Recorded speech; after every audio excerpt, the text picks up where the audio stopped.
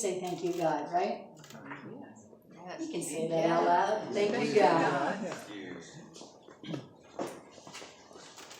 Some of you may have heard this little story, but some of you may not. So those are the ones I'm banking on. So Mr. Jones is sitting at the edge of the forest on a stump. And for 3 days, he's sawing at this log. And he's sawing and he's sawing. And Mr. Smith would walk past him every day. He'd think, what are that guy's doing? So finally on the 4th day, Mr. Smith says, hey, what you doing? And this guy looks up a little frustrated. Mr. Jones says, well, I'm sawing this log. And Mr. Smith said, well, I'm just curious. What's taking you so long? Goes back to sawing. He's a little irritated to be interrupted, of course.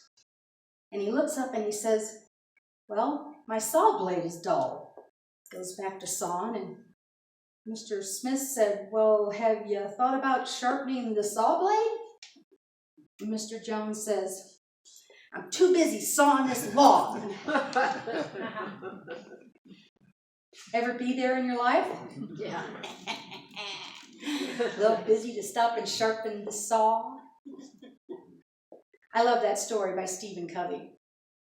It covers a whole lot of things. And today, what we're going to talk about is to-do lists. And Trina has something that she wants to share with you that leans into that topic. My friend? Should I just stand up or be on mode? You just do, or get on the camera and let them know what we have to say today. Wow, I get to be on camera. So I wrote this when I was 12 and I was bored in church, which was a favorite activity of mine when I was bored in church. It's called All I Have to Do. She made the sunshine and the stars. I changed it to she, by the way. I wrote he when I was 12. She made the sunshine and the stars, and then she made the dust. She made the folks who make the cars, and even made the rust. She made it all so much to learn, to use, or to destroy, and ask for nothing in return except we might enjoy. So I'll soak up the crimson sun and stars in midnight blue, 'cause enjoying what God has already done is all I have to do.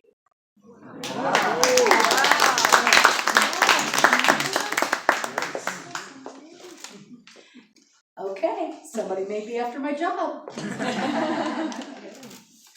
Anyone out there with a to-do list? If you don't have enough of your own, let me know, because I've got plenty to share. You've heard me say this before, to-do list of to-do lists and indexes of those to-do lists.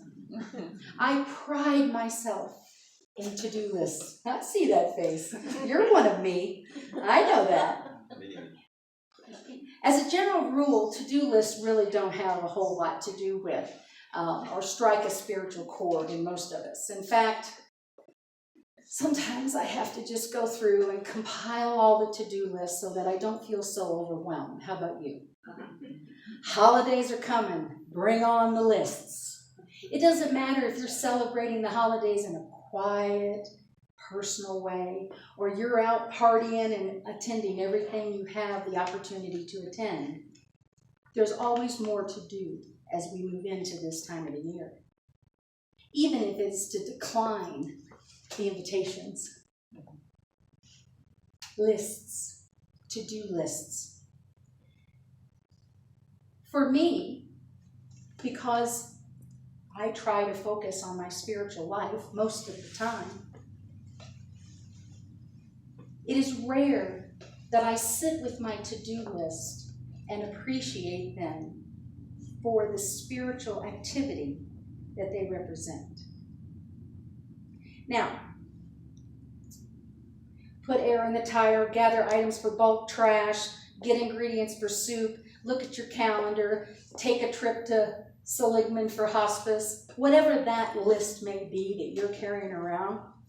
It's just not often that we see the spiritual element of that list. And today, that's what you're being invited into. Now, if you don't have a to-do list and this doesn't fit you, I apologize in advance. And like I often say, I want to meet you after service because I want to know how you do that. I want to know how you move through this life. And if you are being spiritually aware, how you reconcile being in the now moment with your to-do list. How do you do that? The spirituality of the to-do list, and I don't know, yes I do, I was surprised when that concept dropped in because I was tired of hearing myself tell people how busy I was or am. And I am, and so are you. But I was tired of hearing myself talk about my to-do list. And I started badgering myself with Eckhart Tolle telling me to live in the present, be in the now moment. And I said, have you seen my to-do list? Do you live in this life? What planet are you on? How does that apply to real life? What is it that I'm teaching on Sundays anyway? Am I telling people to step out of their to-do list and the things that they are supposed to be taking care of so they can be in the present moment? Yes, that is what I've been saying. Completely isolating the spirituality and the spiritual elements of my to-do list because I hadn't sat down long enough to look at it and see that every one of those items can be translated into a spiritual action. Now, this may not be news to you guys. It was news to me. I had not run across that concept. And in my meditation time, I had a really verbal argument with Spirit about this. I said, really? You're going to make me try to reconcile those two phases of my life? But I'm so happy with them being in separate rooms. Because then I can feel the frustration of an incomplete to-do list at the end of the day, and I can badger myself into doing more the next day. And then I can go into my meditation room and I can be in the present moment. How about you? Does it ever happen for you? David Allen wrote, Getting Things Done. And if I were to be honest, which I try to be frequently, it's the other Bible for me. Getting Things Done. He's the guru of time management. And this is what he tells us. We can rename our to-do list to our opportunities. Each day is a treasure chest filled with limitless opportunities, and some days they're more limitless than others. Take joy in checking many of the opportunities off your list. I don't know about joy, but I can tell you when I lay my head down on my pillow at night, I still hear that voice of my biological father that says, what did you do today? And he didn't mean, who did you play with? Where did you go? What kind of fun did you have? He meant, what did you do today? As if there is some kind of work I have to do to earn the right to be the child of God that I am.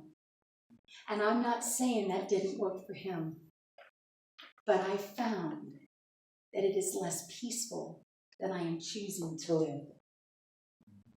David Allen talks about, and I am the great defender of to-do lists, and he talks about people like that and how attached to the to-do list that we are. And so he empowers us. He empowers us with tools and methods. This is what he gets paid to do. I hear all the time that I should be rather than do. I hear all the time that I should be in the now moment. I remember many years ago I was lamenting about how many things I have to do.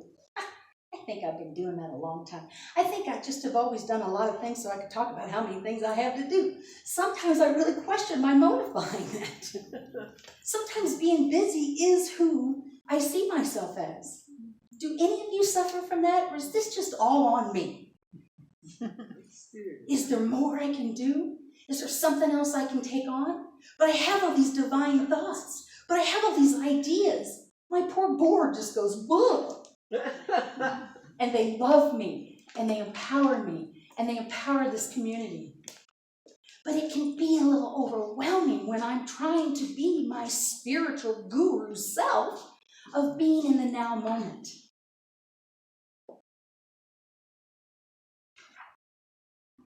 And so someone said to me when I was lamenting, have you ever wished you could take something back that somebody else said? Have you ever wished that? Yeah, I still wish that about this statement. You do realize, Penny, that you have the same 24 hours in a day as Einstein, as Stephen Hawking, and as Jesus. Nice. That helped. After I muddled through the guilt of that, and I could try to come out on the other side of it, what I realized was in common was that these individuals had captured what was theirs to do at a soul level, and they made the most out of every hour in that 24 hours. They became the expression that they were called into by capturing that knowing. And that happens to be one of the tools that David Allen tells us in getting things done. Capture everything you have to do. I'm going to have to borrow some paper. Capture everything you have to do. Capture it. Because in capturing it, from a logistics perspective, it really is a lot less overwhelming once you look at it. It's not near as bad as you worked it up in your mind, at least not in mine. And from a spiritual perspective, capturing all that we are to do as spiritual beings is the invitation. To capture, not complicate. Does anybody here ever complicate anything? You know, there's a whole nother talk in there about needing to feel important. We'll talk about that later. But to capture our to-dos. You want to know what your priorities are? You want to know? Look at your life. What are you doing? Where do you spend your time? Where are your thoughts? You want to know what your priorities are? Look at your life. You want to capture what at a soul level is truly important to you? Like Bruce said today, about not just doing, not just the what. You want to capture that? Look at your life. You're wondering what it is? What are you producing? Where are you showing up? How do you feel at the end of the day when you lay your little head on the pillow? Are you overwhelmed? Are you tired? Are you invigorated? Are you energized? What of those tasks that are on that captured list feed your soul?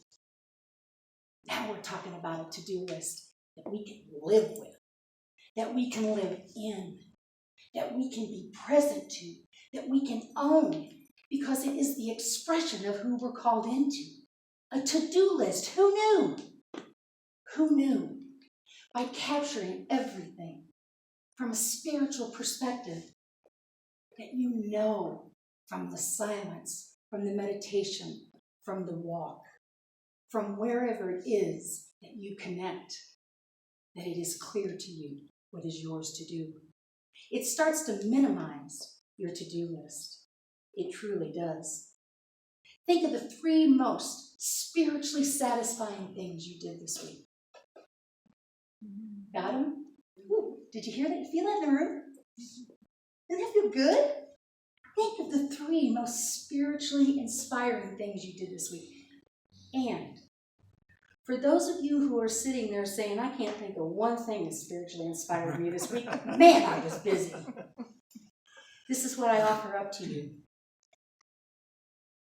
Think of the theme of who you are. Now reevaluate the things you did. Was it being kind? Was it being peaceful? Was it just showing up and being present?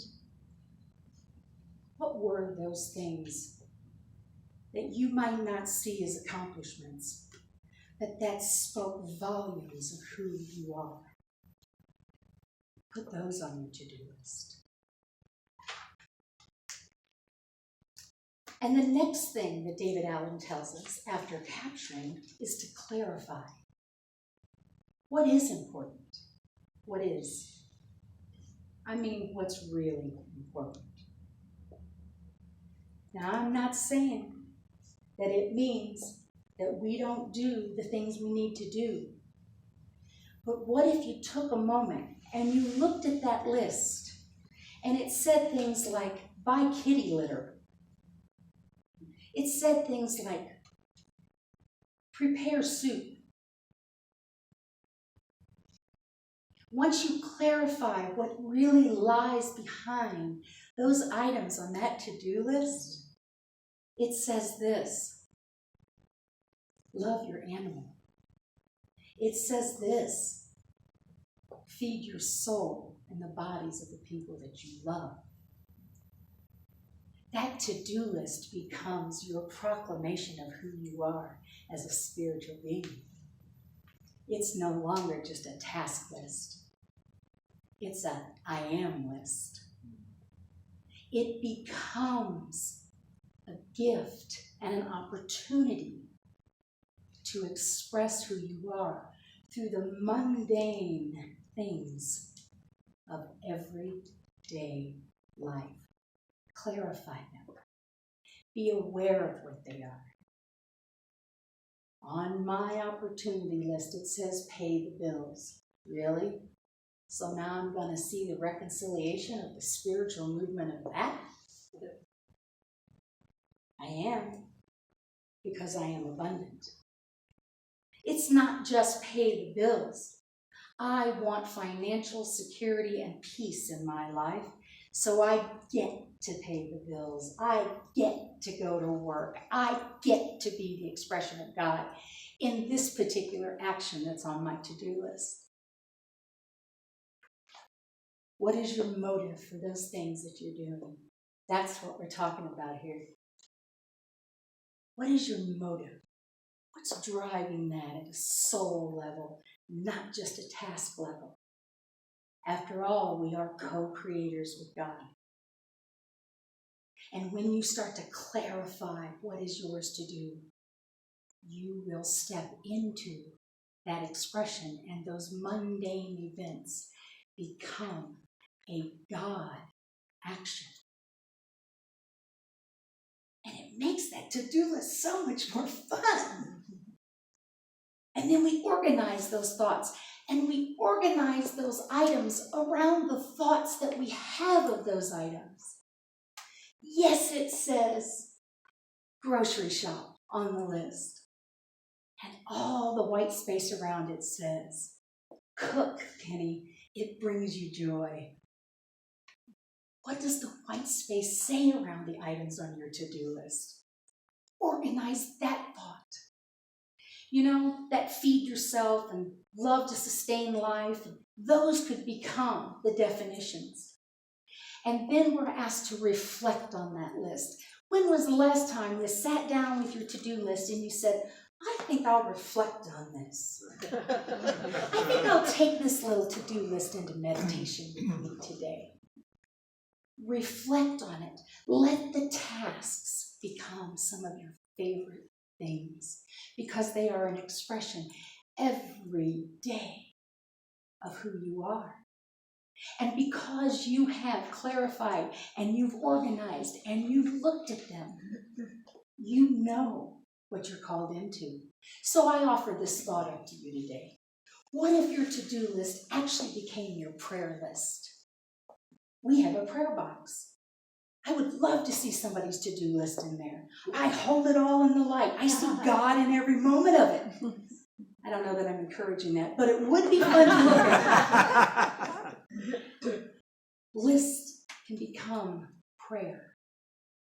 And the right mindset for those mundane acts become a way of connecting with God and expressing your Christ consciousness through those acts. How do you feel about that to-do list now? Make it a prayer list. Give yourself the opportunity to connect from moment to moment. And Eckhart Tolle will be so proud of you to look at that to-do list and be in the now moment with it of the expression that it gives you the opportunity to be. And then engage. So what that means is we don't just get to sit in meditation with our to-do list and those things are just gonna get done. Because that's just not the way, at least that's not where my consciousness takes me. I have to get up out of the chair and I gotta go do it. I love having that fire in my house. I love having Matt come and split wood for me so that I can build this warm, cozy fire. But what I noticed is I can sit in my meditation room all day long and it doesn't get built. And my little kitty just hasn't figured out how to do it. I have to get up and I have to engage in the process. And because I have sat so clearly and gotten so clear and I have so organized my thoughts around what is mine to do, it just starts to happen like that. And God says, thanks for getting out of the way, Penny. Because that to-do list was your opportunity to open up where you can express yourself today as me. Thanks for doing that. And that to-do list is becoming some of your favorite things. Even stop and get gas in the car. Even cleaning the litter box.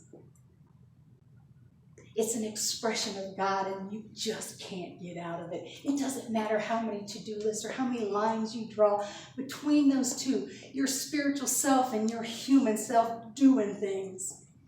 God is in all of it. We get the opportunity to redefine that to-do list. We get to make those some of our favorite things. And I appreciate you letting me process this. I was tired of hearing myself say how busy I am. I appreciate you for letting me do that. And now it's on your to-do list.